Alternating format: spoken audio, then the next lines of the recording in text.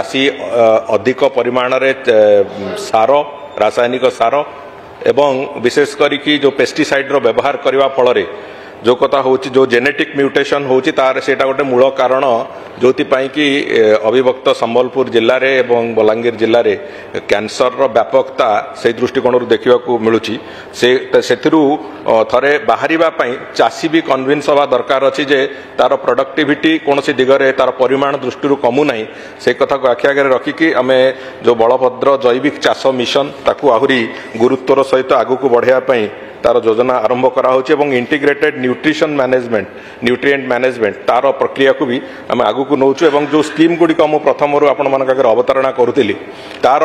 जेते द्रुत इम्प्लीमेंटेशन हम आपणकर जो एग्रीकल्चरल वेस्ट रु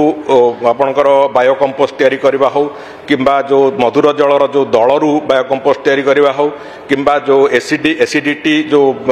सॉइल अच्छी सॉइल एसिडिटी को रिड्यूस करने कारण हो ये सब गुड़िक गोटे धारा जदि कंटिन्यूअस प्रोसेस रे चलिले ताकू जो प्रोडक्टिविटी जोटार आशंका चाषी थाए जे मु रासायनिक सार नदेले प्रोडक्टिविटी कमी जीवो बोली से